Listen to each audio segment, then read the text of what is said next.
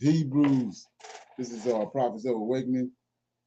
This is our Women's Advanced Bible Study, 23rd of June, 2022. For our Bible reading, later on, we'll be dealing with Daniel 1 and 2, chapters 1 and 2. Like, share, and subscribe to Prophets of Awakening channel. Hit the notification button if you can. This is a non-Messianic channel. We deal with the Tanakh and the Torah. The Tanakh is the Old Testament, so-called Book of Remembrance. And the Torah is the first 5 books of the Old Testament that was given to Moses on Mount Sinai by the Lord of Hosts. Shalom and welcome everyone to Prophets of Awakening channel, and welcome to our Women's Advanced Bible Study. We're going to do our moment of silence and prayer, psalms, and current events, and there'll be no information giving me this Q&A. Then we're going to our discussion. Okay, so with that being said, this moment of silence is for Lord of Hosts and our Creator Yahweh and all that they're doing to bring about our deliverance from the land of our oppressor. O Lord, righteousness and uprightness belongs unto thee. Therefore we come before thee at this hour, seeking thy face and looking for righteousness and uprightness, that we may walk before thee as thy servants David and Solomon, Samuel and Hezekiah did, that we may walk before thee in truth and in righteousness and in rightness of heart. Give unto us, O Lord, an understanding heart, that we may discern between good and bad. For we desire to walk after thee, O Lord, and to keep your commandments, your testimony, and your statutes with all our heart and soul, and to perform the words of the covenant that was written down by your prophets. O Lord, allow thy face to shine upon thy people. Hear our plea. Hear and do, O Lord, and hide not thy face from us, for we need you so very much at this hour. Peace be on you. Okay. Read the Psalms right quick.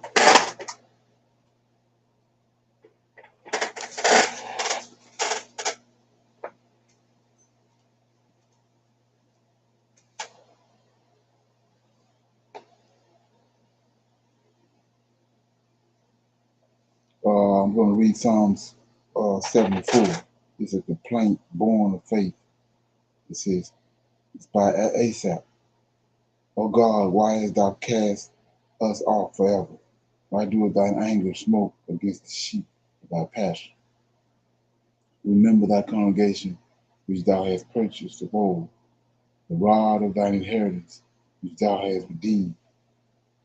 This Mount Zion, wherein thou hast dwelt. Lift up thy feet unto the perpetual desolations, even all that the enemy have done wickedly in the sanctuary. And enemies roar in the midst of thy congregation. They set up their ensigns for signs. The man was famous according as he had lifted up an axe upon the thick trees. But now they break down the carved work thereof at once with axes and hammers. They have cast fire into thy sanctuary. They have defiled by casting down the dwelling place of thy name to the ground. They said in their hearts, let us destroy them together. They have burned up all the synagogues of God in the land. We see not our signs. There is no more any prophet, neither is there among us any knowing how long. O God, how long shall the adversary reproach? Shall the enemy blaspheme thy name forever? Why withdrawest thou thy hand, even thy right hand? pluck it out of thy bosom. For God is my King of old, working salvation in the midst of the earth. Thou didst divide the sea by thy strength. Thou breakest the heads of the dragon in the waters. Thou breakest the head of the Leviathan in pieces, and gavest him to be meat to the people inhabiting the wilderness. Thou didst cleave the foundation, the fountain, and the blood and the flood. Thou driest up mighty rivers. The day is thine, the night also is thine. Thou hast prepared the light and the sun. Thou hast set all the borders of the earth. Thou hast made summer and winter.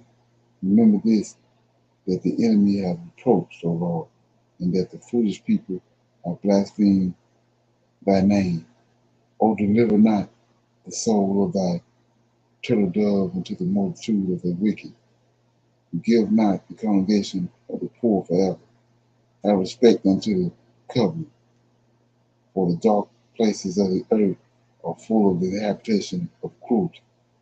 O let not the oppressed return ashamed. Let the poor and needy praise thy name. Rise, O God, plead thine own cause.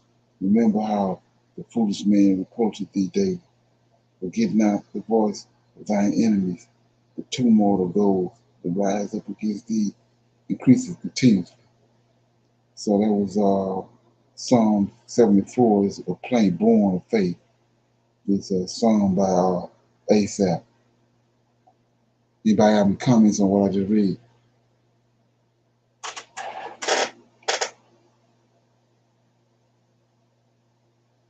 Okay, so from reading this, to me, it's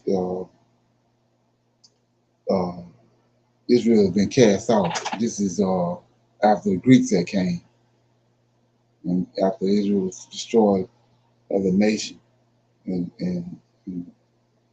they praying about it. This song of Asaph saying that you know how long this is supposed to last. It's supposed to last forever, and he's telling, and he brings up the fact that Psalms 83, how the enemies came together and destroyed everything that is to know about Israel. And he's asking through this song, the Lord, how long he's going to allow it to happen. Okay. So with that being said, got many women's help. Shalom. Okay. I'm going to talk about the health benefits of cucumbers. Okay. Okay. Cucumbers is a blessing in itself. And did you know that cucumbers are actually a fruit and not a vegetable? Okay.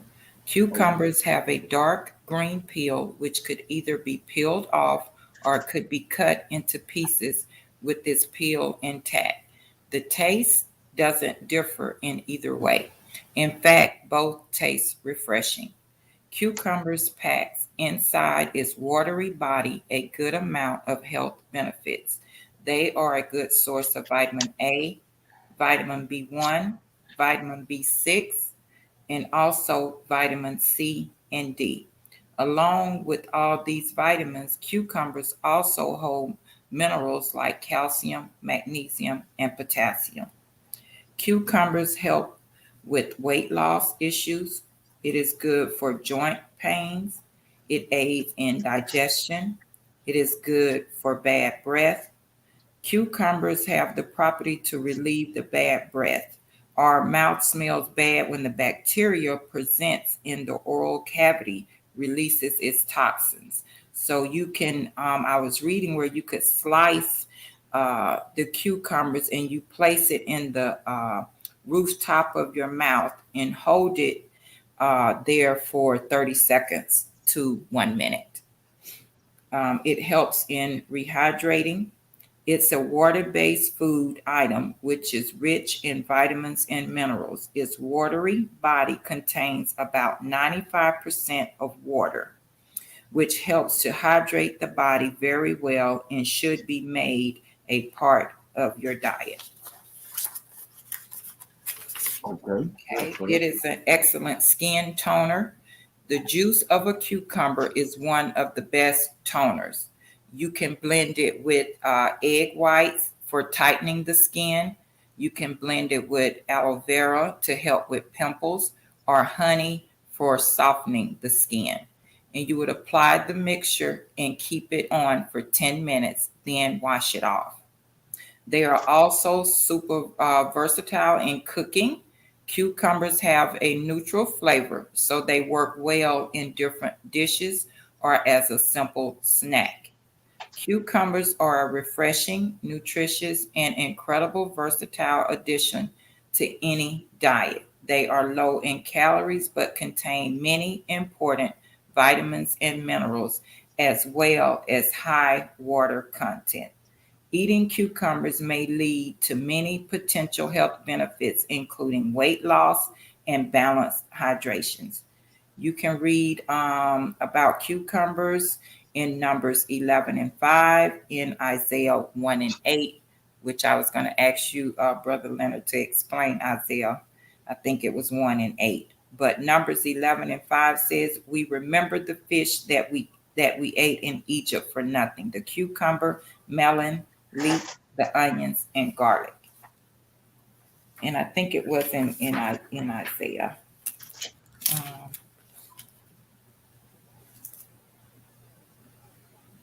yes, Isaiah 1 and 8.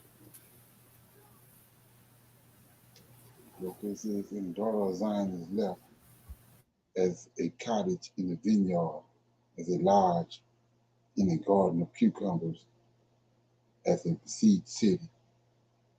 So this is when you understand that the Most High got a covenant with Israel that He's not going to utterly destroy them, all of them. Every time they go away from Him, He will bring a nation to the land of Israel to correct them.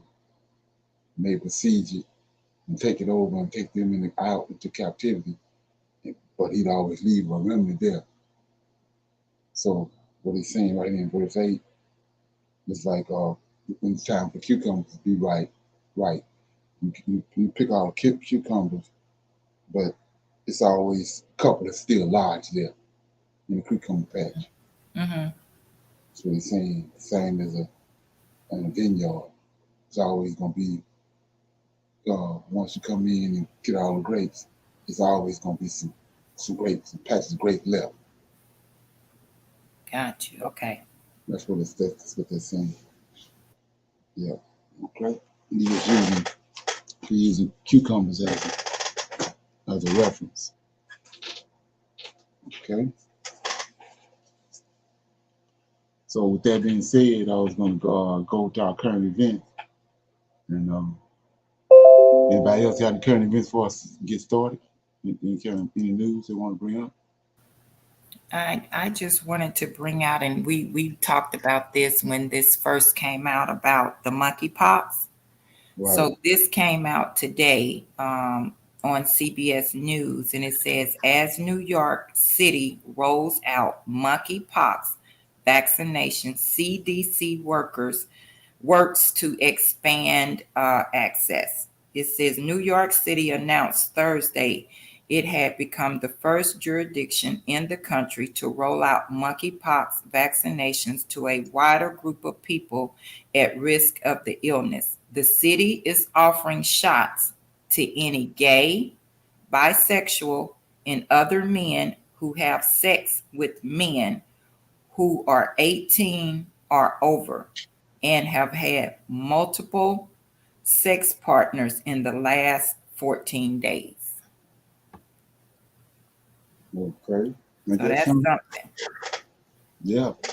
That's crazy because I mean, it don't make any sense. But I mean, they're saying that the monkeypox just targeting gay men. Right. I haven't figured that one out yet. I don't understand that. Right. And how they came up with such a vaccine so fast. Right. And then also the thing about it too, when you go back in these people's history, uh, you know, and they was openly, it was open about them as far as the Greeks and all them Romans preferring young boys.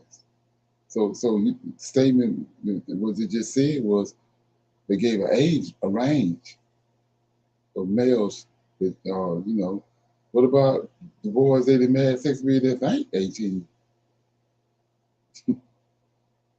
You know what I'm saying? Right. Right. So they said 18 and up, but we already know how they operate. So what about them all them kids Right. and all that? Yes. And think about it. Isn't this uh the gay pride month? Right. Yeah. I mean, you gotta look at all that. Oh, that's something. Oh yeah. That's blatantly telling you like I said, these people know something that you don't know.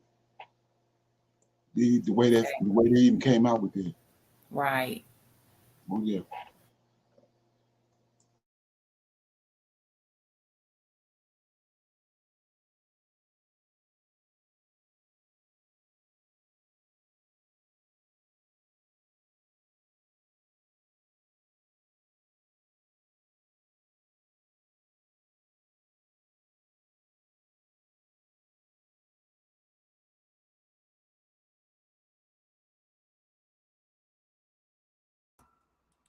Hello and welcome back to the channel. I'm about to bring you some news from the gates of hell. Apparently, Bill Gates is saying that the world will be hit by a much more dangerous pandemic than COVID. Is he a shaman or something, or a prophet, or one of those Nostradamus type people? How does he know this? How is it that Bill Gates can sit here and tell us that the world is going to be hit with something much worse and more dangerous? Let's get into this. Let's get into this. News from the gates of hell. So, this is what we're looking at. It says Gates says the world will be hit with a much more dangerous pandemic than COVID. Bill Gates, he's the founder of Microsoft and one of the richest people in the world. He attended the Time 100 summit on Tuesday. He added that at least about $1 billion should be allocated globally as part of preventative measures and preparations for the next pandemic. Then he goes on to say, I have to say, given the toll of this pandemic, 20 million dead globally, a million in the US, and it could have been way more fatal. Hmm. We just got lucky that the death rate per case was only 0.2%. This is what Gates told Time senior correspondent Ellis Park during the Time 100 summit in New York City on Tuesday. So they're saying that 20 million globally died from this. Hmm. All right.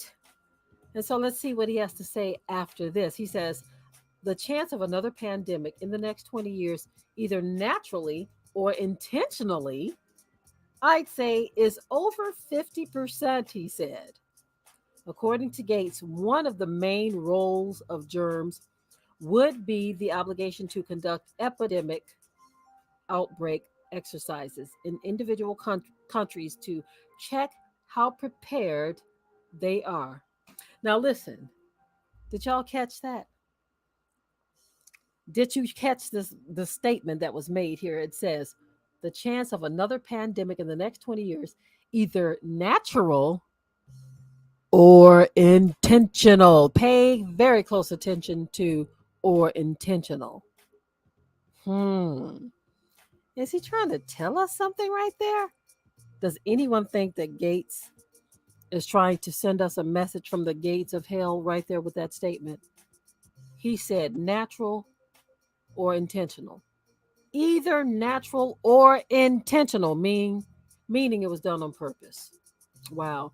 Gates added that the next pandemic could have a much higher death rate than COVID 19. Hmm. Isn't that something? That is some very interesting stuff, y'all. Very interesting. Now, of course, you know that there is still censorship going on certain topics. You can't say a whole lot about these things, but you can say be careful. Be very careful. A lot of people did lose their lives.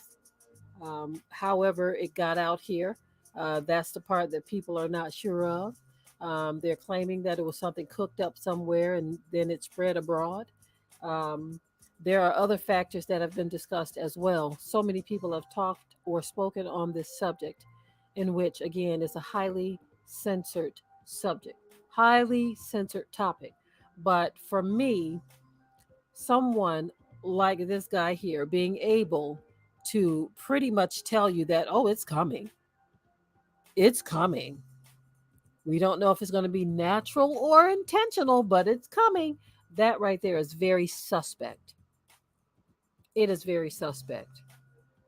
How is it that someone could say some of the things that he said on many platforms and not have a lot of red flags just popping up in high places? It seems like the high places are in agreement with whatever this man says.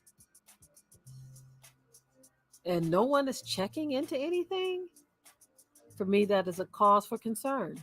How can someone make a determination for the future and say that it's going to be much more dangerous? It says the world is going to be hit with something much more dangerous and the death toll is going to be far greater. How can you?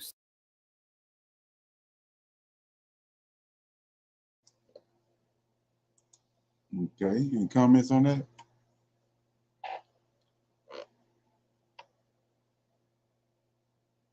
Sound like to me is what we just got to talking about. Okay, okay, I got it somehow.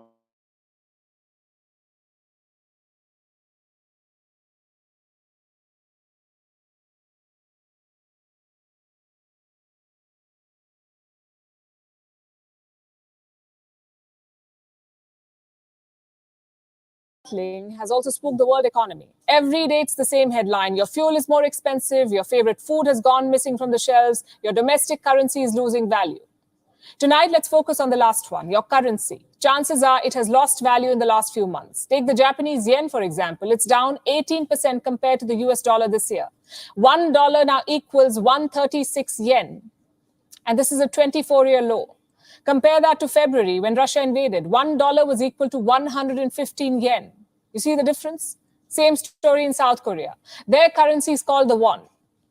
In February, $1 was trading at 1,200 won. Today, it has reached 1,300. The Philippine currency also crashed today. $1 now equals more than 54 Philippine pesos. It's the lowest value in 17 years. No currency has been spared in this crash. The Indian rupee, we've been telling you, is down. The Chinese yuan is down. The euro is down. But guess which currency is not down? The Russian ruble. Let me show you some numbers. On the day of the invasion, $1 equaled 85 rubles. Then came the sanctions, the trade embargoes, the boycotts. All of it was supposed to break the Russian economy. Do you remember what Joe Biden said back in the month of March? He said the ruble is now rubble. Well, that ruble is now the best performing currency in the world. It is up 35% this year. $1 now equals 53 rubles. The question is how? How did this happen? The sanctions were supposed to make the ruble worthless.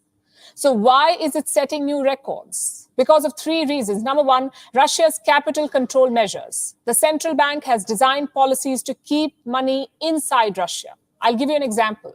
Imagine you run a company in Russia. You have business operations outside the country as well. Every year you earn $100 million. According to new laws, 80% of that revenue will be converted into rubles. In this example, $80 million. Such measures have increased the demand for rubles. It kept capital from fleeing Russia. Reason number two, gas payments in rubles. European companies used to pay Russia in euros. After the invasion, Russia changed that policy. They demanded payments in rubles. So once again, demand for the Russian currency has gone up. Reason number 3, import controls. If you import more goods, you need more dollars. But Russia has done the opposite. They cut down on foreign imports. And the result is this. They've needed fewer dollars in the last few months. So the strengthening ruble is not really an organic market reaction. It has been designed by the Russian government. The problem is they may have overdone it. According to market experts, the dollar should be around 70 to 80 rubles. Instead, it's trading at 53, which means Russian exports are less competitive, which includes gas, oil, fertilizers, food grains. All of it costs more in foreign markets. So the strong showing by the ruble is a 50-50 result, really. Yes, it has kept the exchange rate stable, but every other indicator is looking bad in Russia. Inflation, it's at 17%. GDP is expected to fall 7.8%. Unemployment is expected to hit 9%. And these shock waves are not limited to Russia, really. In Britain, inflation has topped 9.1%. This is the highest level in almost 40 years, 40, the highest in 4 decades. The Bank of England fears the worst is yet to come. They're predicting 11% inflation by the end of 2022. And workers are already in rebellion. On Tuesday, rail workers struck work. We told you about this. Rumor is teachers are planning something similar now. All of them are asking for inflation relief, maybe a wage hike or a tax cut. But Boris Johnson has refused to give in. His government fears a repeat of the 1970s. Back then, the government increased wages to cope with inflation, to give people some relief. But that move was counterproductive. Britain ended up descending into an inflation spiral. And at the end of that spiral, you will probably find Sri Lanka. Their economy has completely collapsed. The Prime Minister said as much in Parliament. The economy has collapsed, he said. There is no money to buy fuel, to import food, or to repay their debt. Sri Lanka's state-owned petroleum company is $700 million in debt. Nobody is lending to them anymore. Even the credit lines from India and China are almost exhausted, which means fuel imports could soon stop altogether. Now, the talks with the IMF are already happening, but they will take time. The debt restructuring talks will only be concluded by the end of July. That's more than a month. What can Sri Lanka do?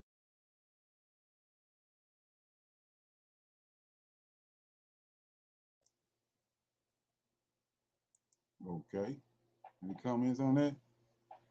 Look like to me the whole global system is falling apart.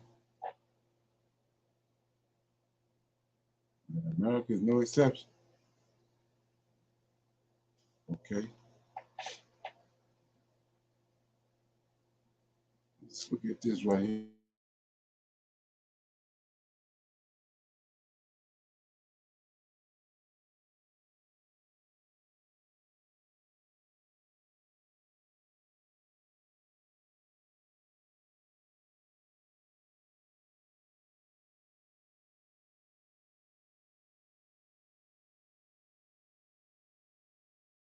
This is Michael Malik here with the Hurricane Outlook and discussion for June 23rd, 2022, around 2:30 p.m. Eastern Time.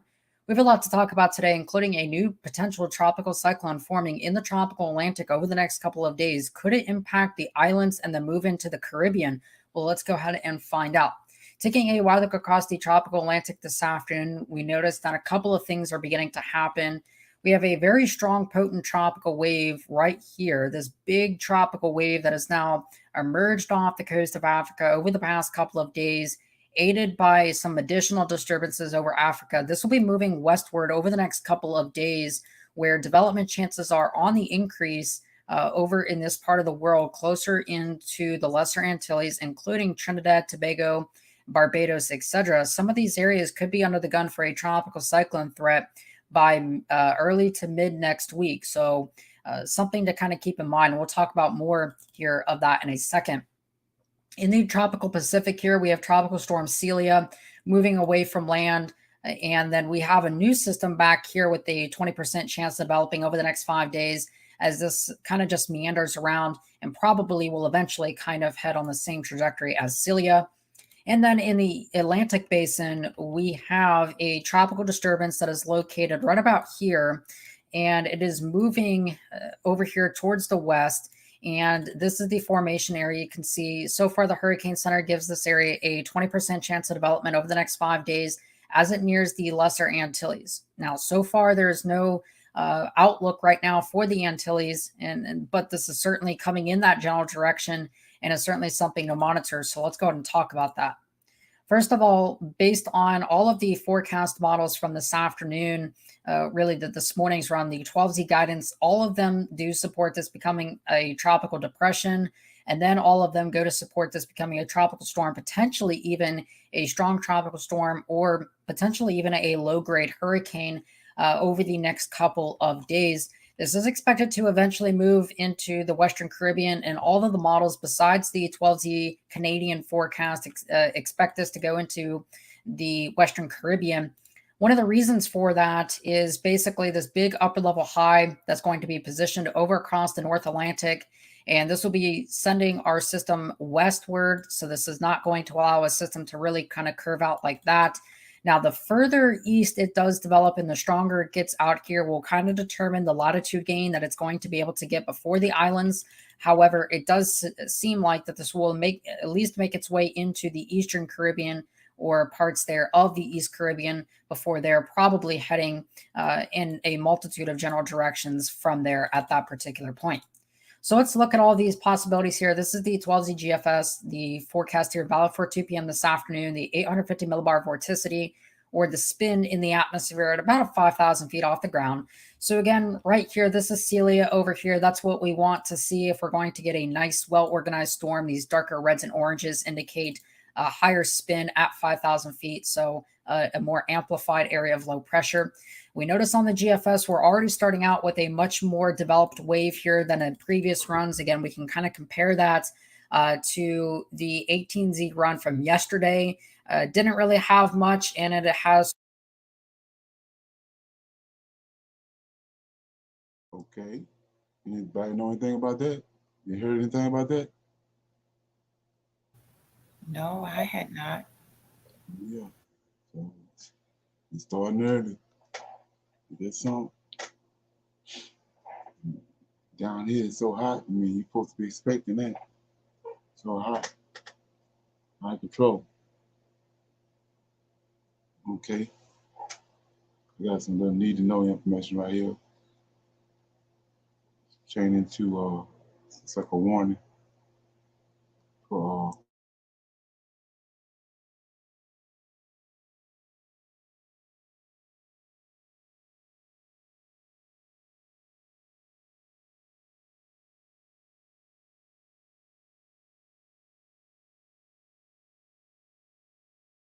Hello and welcome back to the channel.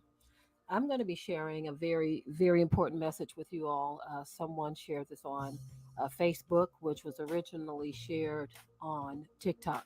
But it is a warning to women, and it concerns the 45-second rule, and how it can save your life. The account that is going to be shared in this video clip is very disturbing, and it's sad at the same time because there are women out here literally being hunted. They are literally being hunted by devious, low down, rotten, dirty scumbags. I don't know how else to put it or how else to describe these type of detestable creatures out here that are on the prowl for women that they can do these kinds of things to. So anyway, what I am going to do is I'm going to first let you hear the troubling account of what the woman is talking about, and she's also going to explain the 45-second rule, and then I will be right back. With street smarts, what is your most street tip? I abide by the 45-second rule. What that means is don't spend any more than 45 seconds between getting your keys in the door, getting in the driver's seat, and pulling off. Super important for women. Very important for women. I'm going to explain why. A registered nurse, and I had a patient who was an SA victim. Trigger warning, stop here if you can't listen to that. And what happened to her was she was 18, 19 years old, lived in an apartment complex, and she pulled up to, I guess, where her mailboxes were in the apartment complex, and she sat there and read her mail. Totally unconscious habit. I do the same thing. In the process of doing this, some dude came up and took a crowbar, broke her window, pulled her out of the car, threw her in the trunk, and drove off. They drove her 5 miles away and essayed her for days at a time. He beat her so bad that she lost an eye. She had an orbital fracture that eventually took her vision in one eye. And this baby was 19 years old. And it stuck with me because she didn't even know that she had lost an eye. She just thought her eye was swollen shut. She didn't know the eye was gone. And she kept telling me, when I get out of here, I'm going to be able to see again. And I, as a nurse, you're looking at her like, how do I tell her that you're going to have one eye for the rest of your life, miss? You're only 19. And a detective that was handling the case, he came up and he told me, you got to follow the 45-second rule. Once you get in that car, pull off. Don't spend no time sitting behind the wheel. And this is especially important for people like me who have ADHD. You get to in the car just scrolling, not paying no attention. You don't know who is looking at you. That's my tip. 45 seconds, pull off. Your local Tractor Supply has a new garden center.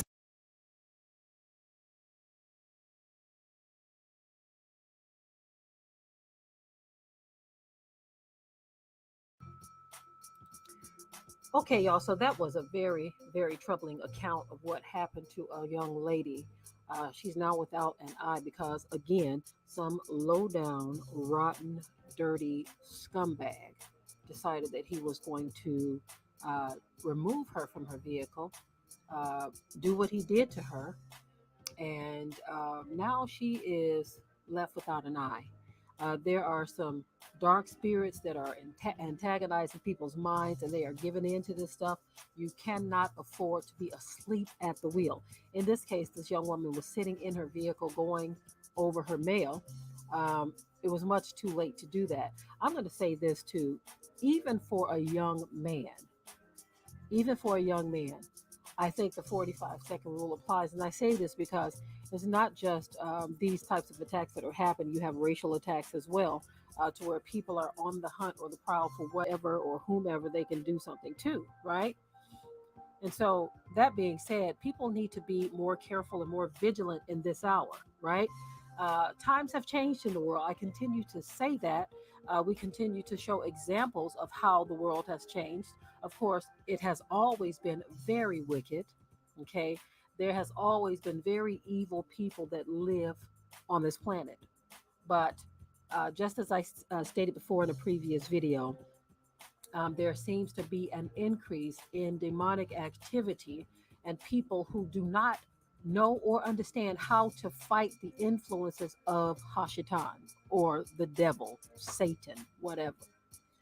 Some people don't know how to fight those influences and they give in to it. So they are doing things, they are saying things, making moves against others, they are hurting others. Okay, that being said, you owe it to yourself to be vigilant. You owe it to yourself to pay attention, to not be one of those who are just aimlessly, listlessly walking through life as if you don't have any concerns about anything. The Bible tells us to be careful for nothing, for no reason at all. Be careful, right? And so this 45-second rule could save your life. That's basically, as the woman explained, that's basically enough time to use your keys to get into your vehicle, sit in your seat, lock the door, start the ignition, and pull the heck off. There's no need to sit in there doing anything, especially at nighttime. Okay? Especially at nighttime or early in the morning, or if you are in a remote location where no one else is around or not too many people are around, where someone could easily do something and just get away with it. We've got to start being a lot more wise in this hour. Okay? A lot of people are thinking and moving about foolishly because they don't think anything could ever happen to them. I think all of us needs to pay attention. All of us needs to keep our head on a swivel. And this right here is a perfect example of why you should do that, because awful things are happening on this planet and they are being done by people of all races, colors, and creeds, right?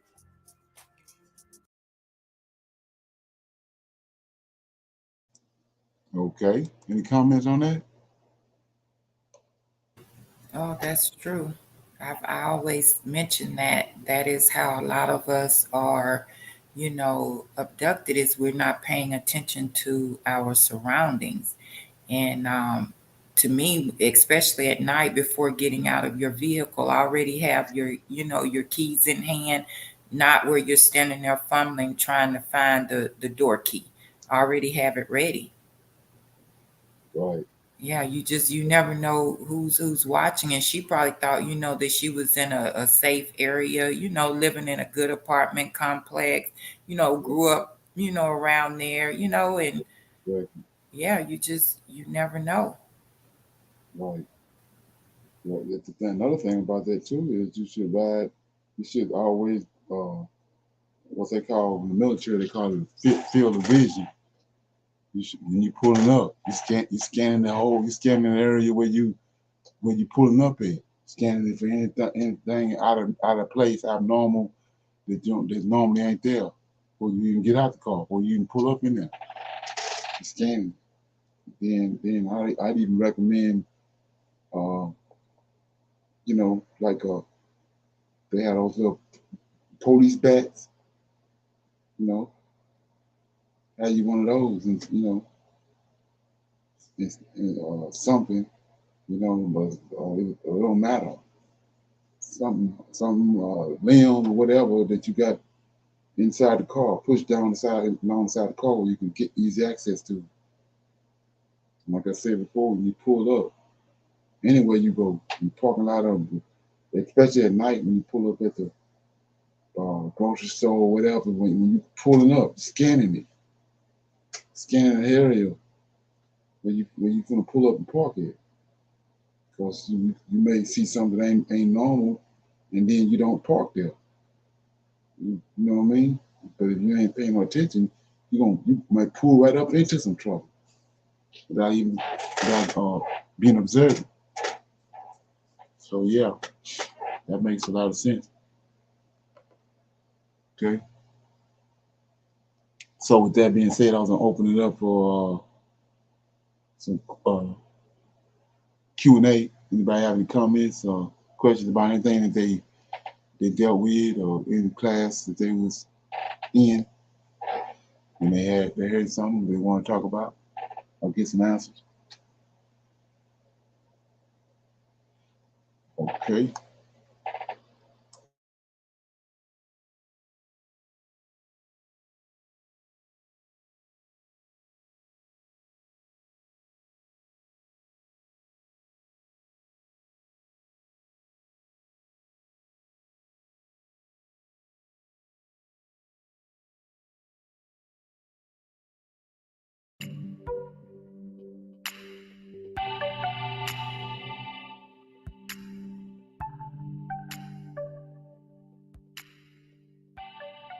Of iniquity in the beast culture made available to us is an authorized version.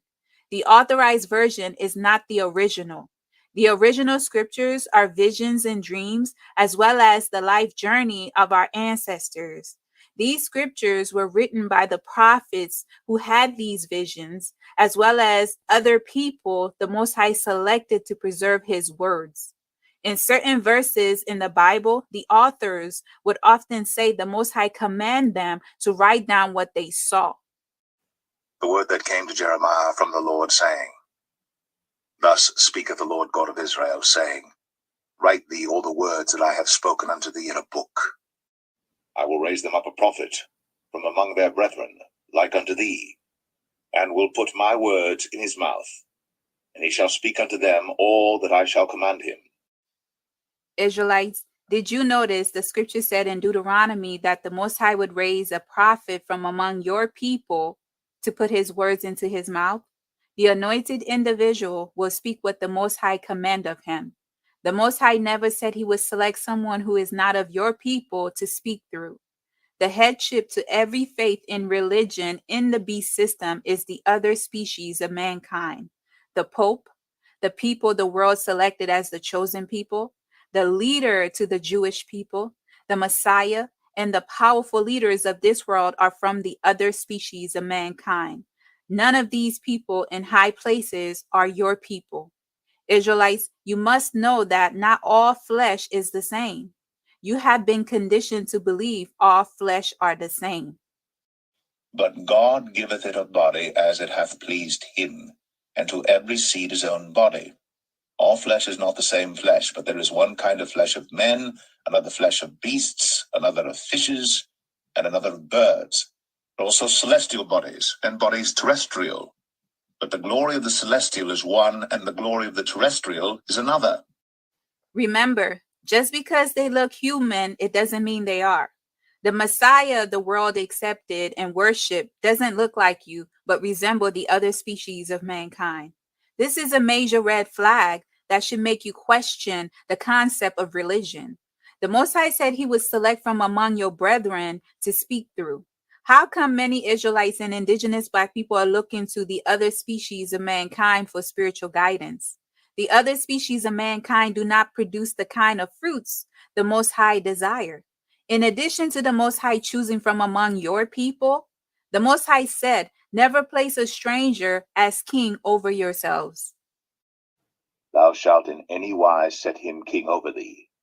Whom the Lord thy God shall choose, one from among thy brethren shalt thou set king over thee. Thou mayest not set a stranger over thee, which is not thy brother. The other species of mankind refuse to worship and serve gods that do not look like them. They don't submit nor allow themselves to be guided by spiritual leaders that do not look like them. The other species of mankind created the abominable graven image of the Messiah that resembled themselves to worship. They refuse to paint the image and likeness of the real Messiah because the true Messiah do not look like them. Nobody should be bowing down nor worshiping graven images in the first place. If religion was of the Most High and the head leaders of religion served the Most High, they would not be circulating a false graven image that is deceiving the people. Thou shalt not make unto thee any graven image, or any likeness of anything that is in heaven above, or that is in the earth beneath, or that is in the water under the earth. The indigenous Black people are the only people that will worship and serve gods that do not look like them. Israelites, it is important to know that the Most High will speak and select from your own people to guide you, and the scriptures confirm. I am glad that only the Most High can interpret dreams and visions. The Most High will select from among your people and give that individual the ability to interpret visions and dreams. With the scriptures being sealed and written in parables, as well as dreams and visions, the workers of iniquity cannot decode the message unless the Most High give them the interpretation. Israelites, that is how the scripture is being fulfilled that said, heaven and earth shall pass away, but my words will never pass away. Heaven and earth shall pass away, but my word shall not pass away. And they said unto him, We have dreamed a dream, and there is no interpreter of it. And Joseph said unto them, Do not interpretations belong to God? Tell me them, I pray you. The Most High is transferring the truth of his words from generation to generation by raising prophets and teachers from among his people to preserve his words. The synagogue of Satan tried to redirect the people of the Most High with the lies they inserted into the scriptures. Despite the alterations and manipulations of the scriptures, the Most High can show his anointed the same visions he gave to the prophets of old, as well as the interpretation to find the truth. The synagogue of Satan thought they were clever when they inserted themselves into the scriptures and painted their images and likeness into the book of the law, and laid open the book of the law, wherein the heathen has sought to paint the likeness of their images. Daniel was an anointed prophet whom the Most High gave many visions and dreams concerning the end times. When King Nebuchadnezzar had multiple dreams that made his spirit unrest, he asked the wise men to tell him about his dreams. He could not recall his dreams.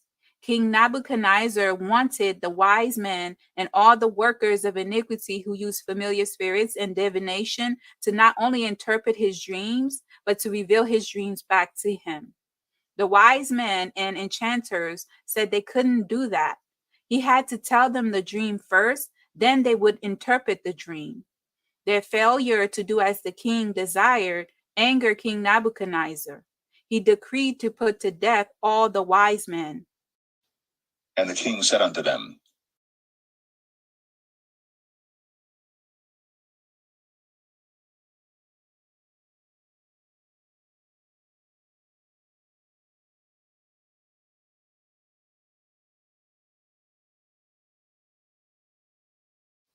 I have dreamed a dream, and my spirit was troubled to know the dream. Then spake the Chaldeans to the king in Syriac, O king, live forever. Tell thy servants the dream, and we will show the interpretation. The king answered and said to the Chaldeans, The thing is gone from me. If ye will not make known unto me the dream with the interpretation thereof, ye shall be cut in pieces, and your houses shall be made a dunghill. But if ye show the dream and the interpretation thereof, ye shall receive of me gifts and rewards and great honor. Therefore, show me the dream and the interpretation thereof. They answered again and said, Let the king tell his servants the dream, and we will show the interpretation of it. Israelites, I share this example with you to show you only the Most High can reveal the dreams and visions to whomever he chooses. The kingdom of darkness used familiar spirits and sorcery to decode the scriptures. The Bible said only the Spirit of the Most High know the thoughts of the Most High. This is why you cannot look to the people who do not know the Most High to find truth. The Spirit of the Most High is not with them. With the synagogue of Satan altering the scriptures, it doesn't stop the word of the Most High from doing what he sent it to do. Despite of Daniel being righteous, he could not interpret the dream nor recall the dream unless the Most High revealed it to him. Daniel had to seek the Most High in prayer to show him the dreams as well as the interpretation of the dreams to save his life.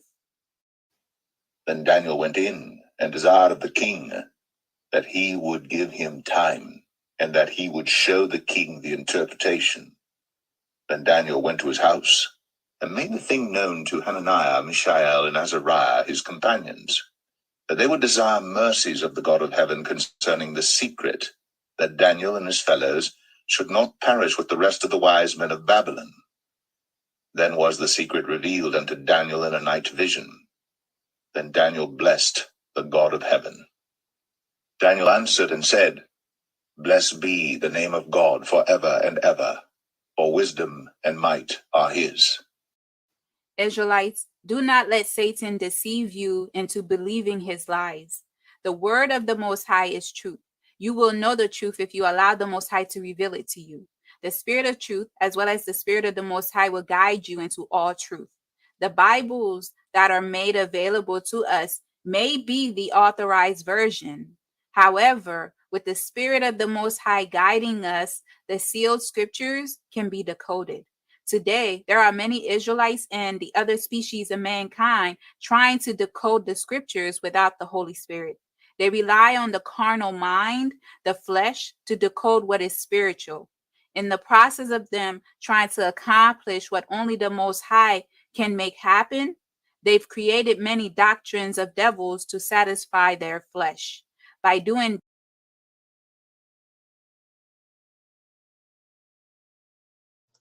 Okay. So we see right here, based on what we just heard, where the drama coming in at.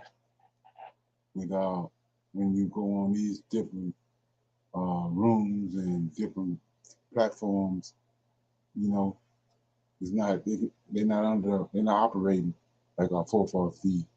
And then not only that, they're not operating under the spirit, which we know that even revealed that to Daniel in the book of Daniel chapter 2. They dealing with something else totally different. They have no clue on how all that works. Right. So with that said, anybody got any comments on what they heard?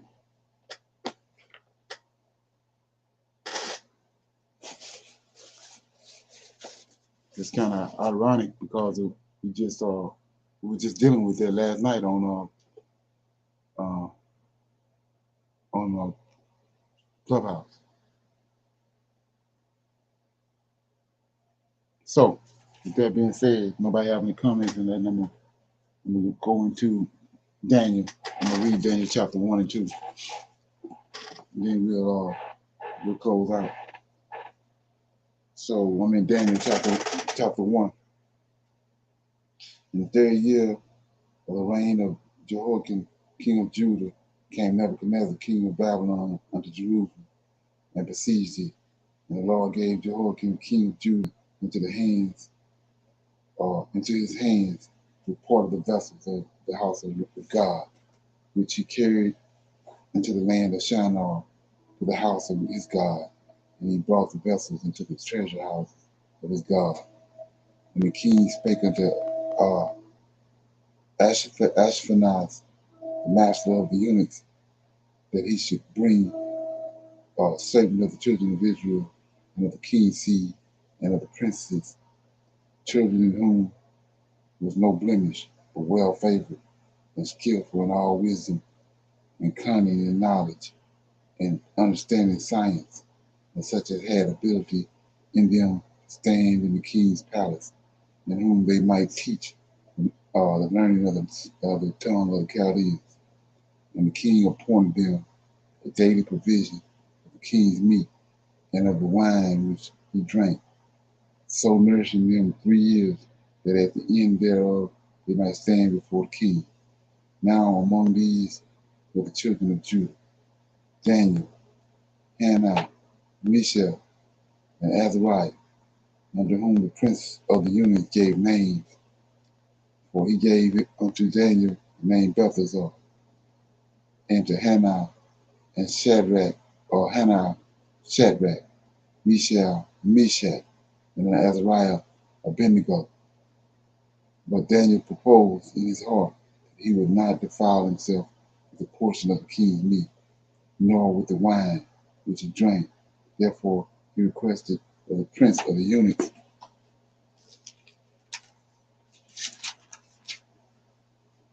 that he might not defile himself.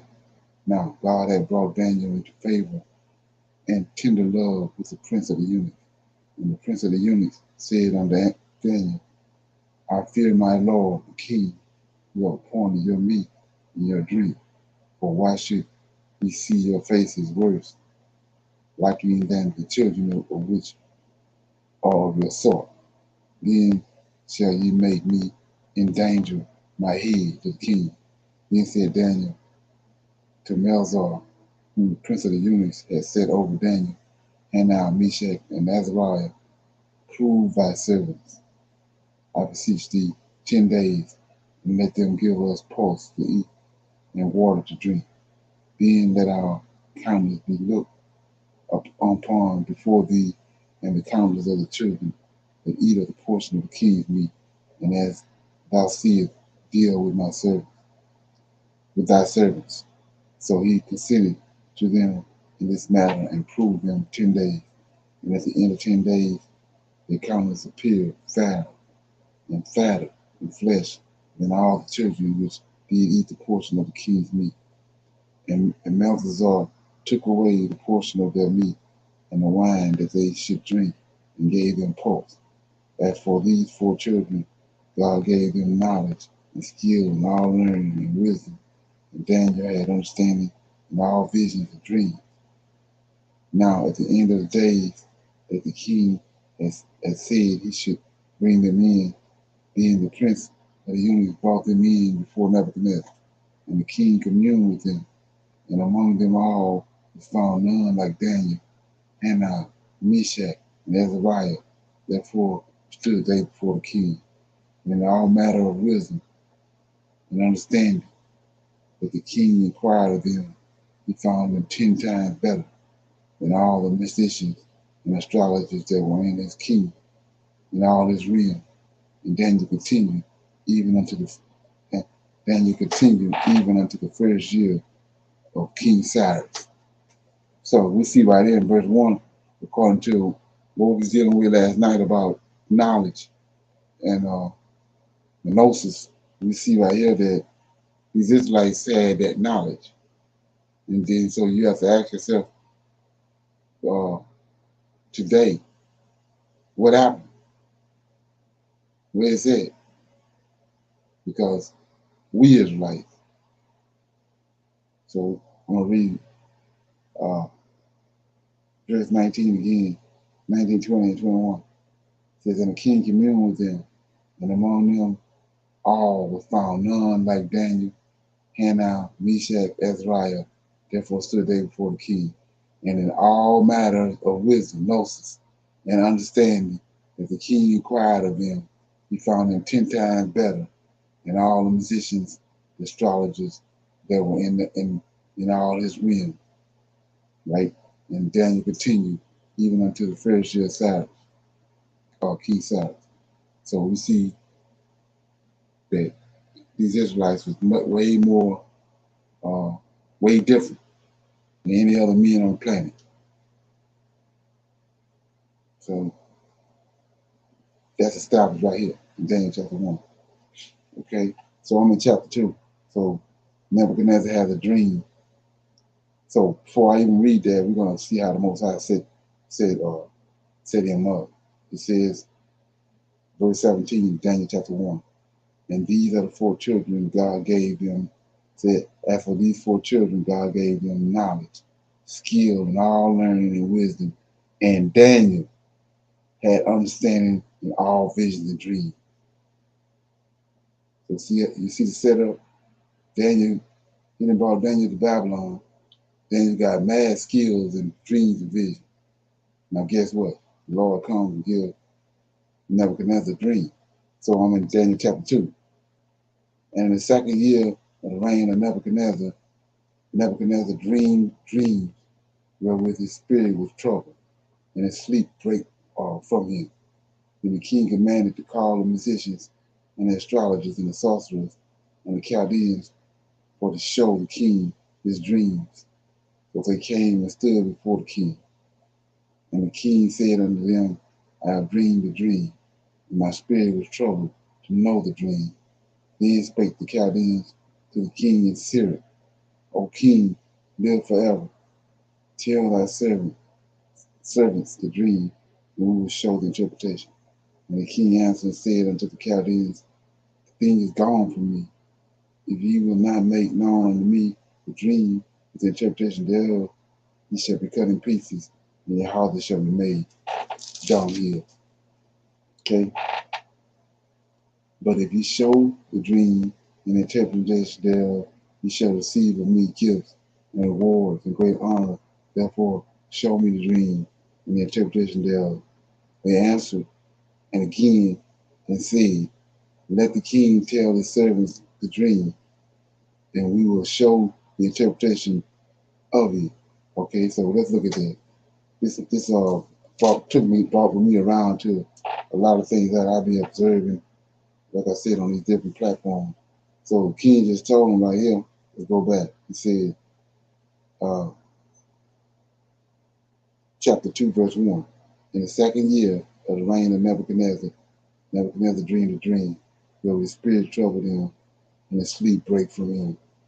Then the king commanded to call the musicians and the astrologers and the sorcerers and the Chaldeans for to show the king his dream. So they came and stood before the king. So he called all these sorcerers, musicians, and all them with this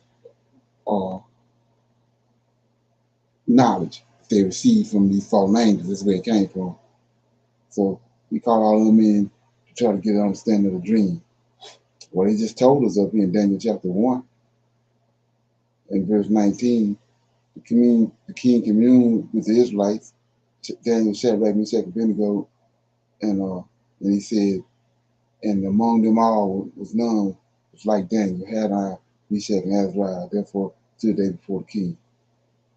So when he said 20, in all matter of wisdom and understanding, that the king inquired of them, he found them 10 times better than all the musicians, astrologers that were in the kingdom. And now he's calling all these musicians, astrologers in there. Well, we just read with that Daniel and Mishael and Azariah and Hannah was way wiser than them. So, but look what, like I said, on these platforms, you listen to these dialogues, and people are crying out for different answers for certain things, but they can't give it to them. So they play crazy. So let's look at it. So I'm showing you this ain't nothing new under the sun when it comes to having the knowledge of the Most High. If you got the knowledge of the Most High, you're gonna spit it out. If you don't, you're gonna go all over the place and fumble with it. So it says right here, 3, Daniel chapter 2, verse 3. And the king said unto them, I have dreamed a dream, and my spirit was troubled to know the dream. Right? Then spake the Chaldeans, then spake the Chaldeans to the king in Syria, O king, live forever. Tell thy servants the dream, and we shall show the interpretation, right? So it's the same thing happens. The people asking questions want to know the answer. So he just told them right here, they said, tell us the dream, and we'll give you the interpretation. Then the king replied right here in verse 5. The king answered and said to the Chaldeans, the thing is gone from me. If ye would not make it known unto me the dream with the interpretation thereof, ye shall be cut into pieces. So he just told them, I don't know the dream. It's gone. As soon as I woke up, the dream dissipated, right? And everybody know that. That didn't happen to everybody. So, verse 6, but if ye show the dream and interpretation thereof, ye shall receive of me gifts and rewards and great honor. Therefore, show me the dream and the interpretation, right? Then 7, they answered again and said, let the king tell his servants the dream. He just told them, the dream gone. These Negroes do the same thing on these platforms and on Clubhouse. They don't have the answer. They don't understand it. They don't have the knowledge. So they keep coming with this bullshit, and they don't address what's the knowledge of the Most High when it's coming forth. So all you have to do is sit back and observe. That's why the Most High says, don't be quick to speak. Be quick to listen.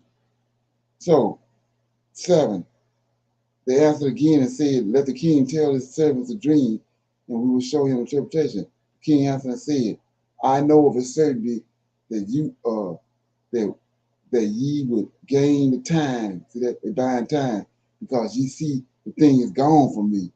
But if ye will not make known unto me the dream, there is but one decree for you, for ye have prepared you have prepared lying and corrupt words to speak before me. Till the time be changed. Therefore, tell the dream, and I shall know that ye can show me the interpretation thereof. And the Chaldeans answered before the king and said, there is not a man upon the earth that can show the king's matter. Therefore, there is not no king, lord, nor ruler that acts such things at any musician or astrologer or Chaldean. So you see right there, that's a lie. Because we just found out that these Judeans possess the power to do just that. 11, and it is a rare thing that the king required, and there is none other that can show it before the king except the gods. See that? Gods whose dwelling is not with flesh, right? 12, for this cause the king was angry and very furious and commanded to destroy all the wise men of Babylon. And the decree went forth that the wise men should be slain, and they sought Daniel and his fellows to be slain. Then Daniel answered the counsel and wisdom to Eric, captain of the king's guard, which was gone forth to slay the wise men of Babylon. And he answered and said to Eric, the king's captain, why is the decree so hasty from the king? Then Eric made the thing known unto Daniel. Then Daniel went in and desired of the king that he would give him time, and that he would show the king the interpretation. Then Daniel went to his house and made the thing known unto Hananiah, Mishael, and Azariah, his companion, that they would desire mercies of God of heaven concerning this secret, that Daniel and his fellows should not perish with the rest of the wise men of Babylon. Then was the secret revealed unto Daniel in a night vision. Then Daniel blessed the God of heaven. Daniel answered and said, Blessed be the name of the God. Blessed be the name of God forever and ever. For wisdom and might is his. Okay, so let's look at this right quick. So it says in verse 19, in verse 18, first of all, Daniel asked permission for the king to give him some time, right? He gave him the time, and look what Daniel did. Verse 17, Daniel went to his house, right? And then the first thing he did was made the thing known to other Israelites. Look at that. Hanau, Meshach, and Azariah, his companion. See that? Being 18, that they would desire mercies. The four of them would desire mercies of the God of heaven concerning this secret, right? That Daniel and his fellows should not perish with the rest of the wise men. Then 19, then was the secret revealed unto Daniel. See that? In the night vision. And then look what Daniel did. Then Daniel blessed the God of heaven, right? And 20. And Daniel answered and said, Blessed be the name. Look at this. Blessed be the name of the God forever and ever. Look at this.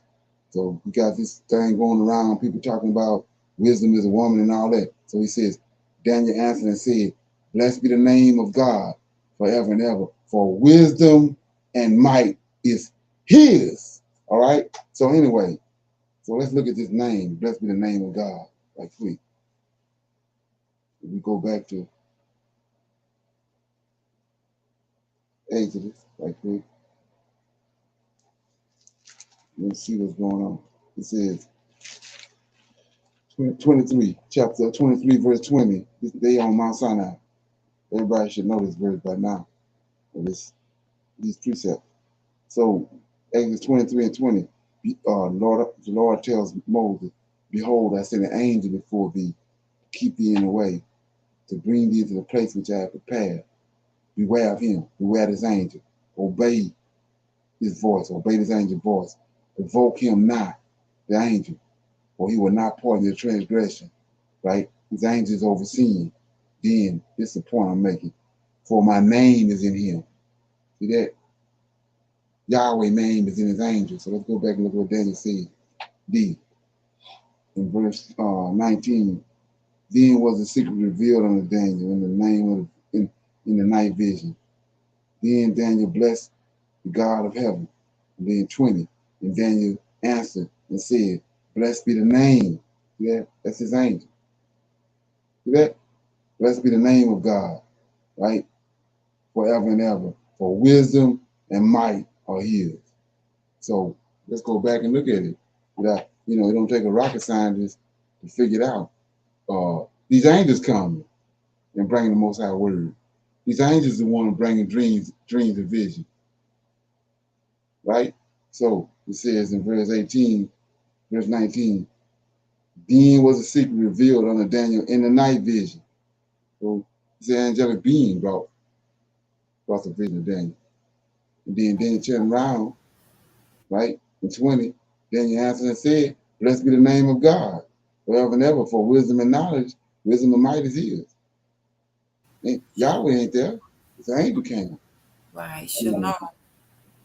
So even though Daniel had all of this knowledge and wisdom, he still knew to go and pray. Is that right? Am I okay? Right. That's part of the wisdom. They know, where it's coming from. Right. Okay. 20 just says, Daniel said, Blessed is the name of God forever and ever, for wisdom and might is his. So he know where the source is coming from. Okay. That's why he went and prayed. Not only that, he knew Shadrach, Meshach, and Abednego knew the same thing. Right. So he went and they all together inquired of the Lord. Right. Okay. Okay. So 21 says, and he changes the times and the seasons. He removed kings. He set us up kings. He giveth wisdom unto the wise and knowledge to them that know understanding. He revealeth the deep and secret things. He knoweth what is in the darkness, and the light dwelleth with him. Look at that. He revealeth the deep and secret things. He knoweth what is in the darkness, and the light dwelleth with him. See that? Okay. 23. And I thank thee and praise thee, O thou God of my fathers, who has given me wisdom and might, and has made known unto me now what we desire of thee. For thou hast now made known unto the king's unto us the king's matter. Therefore Daniel went in unto Ori, whom the king had ordained to destroy the wise men of Babylon. He went and said thus unto him, destroy not the wise men of Babylon. Bring me in before the king, and I will show unto the king the interpretation. Then Ori brought in Daniel before the king in haste, and said thus unto him, I have found a man. Look at that. I have found a man of the captives of Judah, that will make known unto the king the interpretation. Right? 26. The king answered and said to Daniel, whose name was Belteshazzar, art thou able to make known unto me the dream which I have seen, and the interpretation thereof? Daniel answered in the presence of the king and said, the secret things which the king hath demanded, cannot the wise men and the astrologers and musicians and the soothsayers show unto thee the king? But there is a God in heaven that revealeth secrets, right? And maketh known to the king Nebuchadnezzar what shall be in the latter days. Thy dream and thy visions of thy head upon the bed are these. As for thee, O king, thy thoughts came into thy mind upon thy bed, what should come to pass hereafter. And he that revealeth secrets maketh known to thee what shall come to pass. But as for me, the secret is not revealed to me for any wisdom that I have more than any living, but for their sake that shall make known the interpretation to the king, and that thou mightest know the thoughts of my heart, thy heart. Thou, O king, sawest and behold the great image whose brightness was excellent, stood before thee, and the form thereof was terrible. The image head was as the fine gold, and his breast and his arms as silver, and his belly and his thighs of brass, his legs and iron, and his feet part iron and part clay. Thou sawest too that a stone was cut out without hand, which smote the image upon his feet, that were of iron and clay, and break them in pieces. Then was the iron, the clay, the brass, the silver, and gold broken to pieces together, and became like the chaff of the summer threshing floors. And the wind carried them away, that no place was found of them.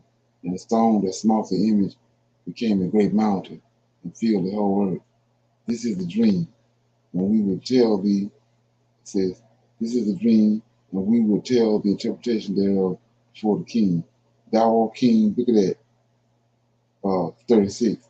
This is the dream. We, see that? We will tell the interpretation thereof before the king. That's him and Shadrach, Meshach, and Abednego. Right? 37. Thou, O king, art the king of kings, for the God of heaven hath given thee a kingdom, power, and strength, and glory. And whatsoever the children of the men dwell, the beasts of the field, and the fowls of heaven have he given into thy hands, and have made thee ruler over them all. Thou art this head of gold. After thee shall arise another kingdom inferior to thee, and another third kingdom of brass, which shall bear rule over all the earth. And the fourth kingdom shall be strong as iron, for as much as iron breaketh in pieces and subdueth all things, and as iron that breaketh all things shall it break in pieces and bruise. And whereas thou sawest the feet and the toes, part of the potter's clay, part iron, the kingdom shall be divided, but there shall be in it the strength of iron, for as much as thou sawest the iron mixed with miry clay. And as for the toes of the feet, part iron and part clay, so the kingdom shall be partly strong and partly broken. And whereas thou sawest iron mixed with miry clay, they shall mingle themselves with the seed of men, but they shall not cleave one to another, even as iron is not mixed with clay. And in the days of these kings shall the God of heaven set up a kingdom which shall never be destroyed, and the kingdom shall not be left to the other people, but it shall break in pieces and consume all these kingdoms, and it shall stand forever. For as much as thou saw that the stone was cut out of the mountain without hands, and it break in pieces the iron and the brass, the clay, the silver, and the gold, and the great God have made known to the king what shall come to pass hereafter. And the dream is certain, and interpretation thereof is sure. Right? And this is what I read last night. It says, yeah, I don't think it's been registered a lot of people. Then the king Nebuchadnezzar fell upon his face and worshiped Daniel, and commanded that they should offer an oblation and sweet odors unto him. Then the king answered unto Daniel and said, of a truth it is that your God is the God of gods and a Lord of kings and a revealer of secrets, seeing thou couldst reveal the secret.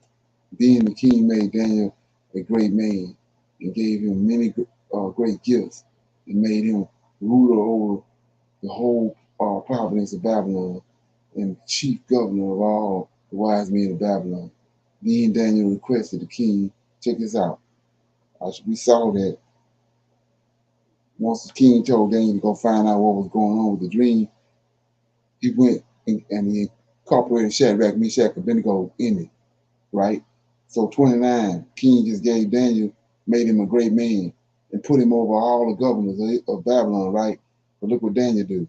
49, then Daniel requested the king, and he set Shadrach, Meshach, and Abednego over the affairs of the province of Babylon. But Daniel sat in the gate of the king, right? So Daniel, all he wanted to do was be at the king's gate. That's where all the knowledge and the wisdom go forth at the king's gate. That's where Mordecai was at when Esther got in the pickle. That's why he was at the gate. So Daniel just wanted to be at the gate. He allocated the authority that the king gave him to Shadrach, Meshach, and Abednego. Ain't that something? Anybody got any questions or comments?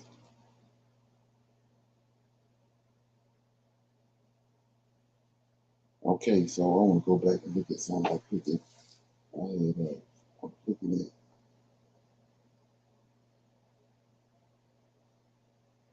Okay. It says I'm in Daniel chapter 2, verse 27.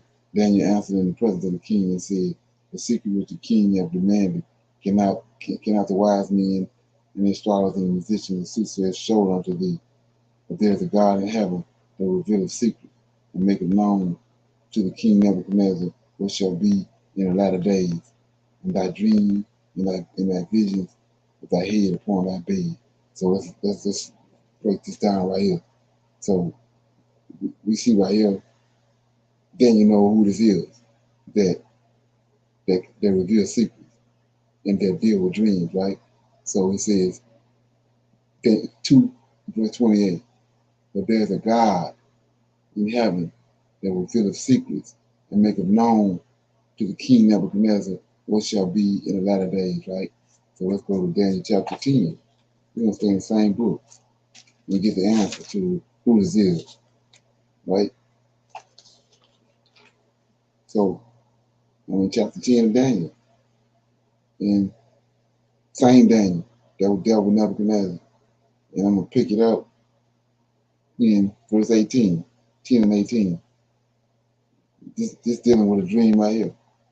And so it says, then there came again, touched me one like the appearance of a man, and strengthened me. And he said, O man, greatly beloved, fear not, peace be unto thee.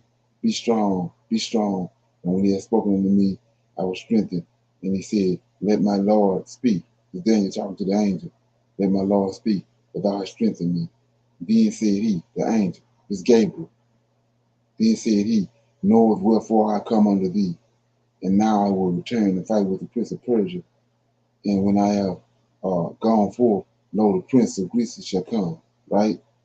Then 21, Gabriel says, but I will show thee. Right? It's what Daniel just said. It's Nebuchadnezzar. The God is a God in heaven that reveals secrets to me. Right? Okay? He says, but I will show thee, Gabriel said, I will show thee that which is noted in the scriptures of truth. There is none that holdeth with me in these things but Michael your prince. That's what Daniel's talking about right here. You can fumble with it if you want. So let's go back over here. You can apply this right here to when Daniel and Meshach and went and prayed. And then he said in a night vision, the dream was revealed to him. So we can apply that to right here and see exactly how it happened. So I'm in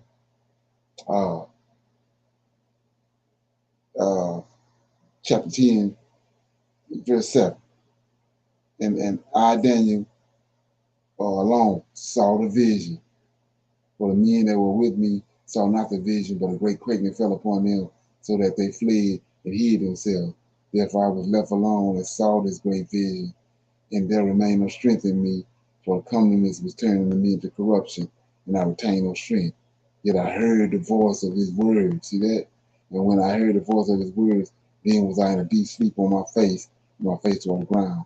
And behold, a hand touched me, which set me upright on my knees and upon the palms of my hands. And he said unto me, O Daniel, a man greatly beloved, understand the words that I speak unto thee, stand upright, for unto thee am I now sent. And then when he had spoken these words unto me, I stood trembling. Then said he unto me, fear not, Daniel, for the first day that thou didst set thy heart to understand. That's what he did over there.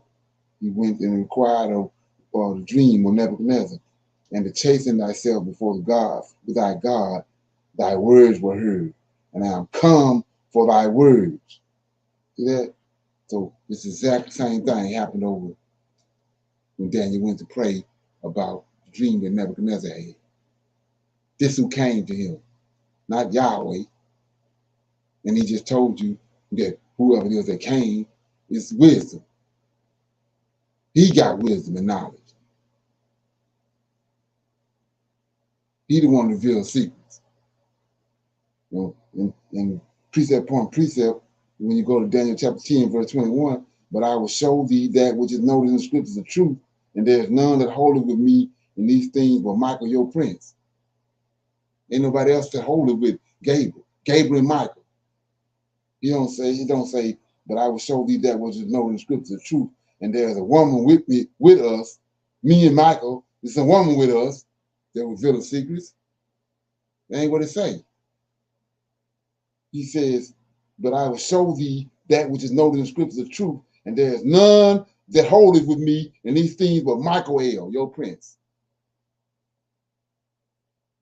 So before I leave and close out, we just read what he just told you, that these Israelites, they're the ones possess all the wisdom and the knowledge.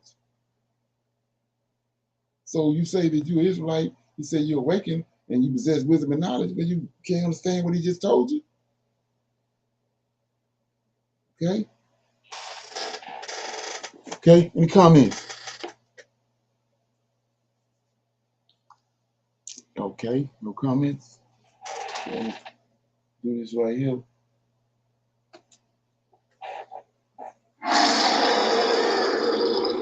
So back around till Friday night again. We'll be on Clubhouse at 8 o'clock. So I'll see everybody then on Clubhouse in the room. Shalom.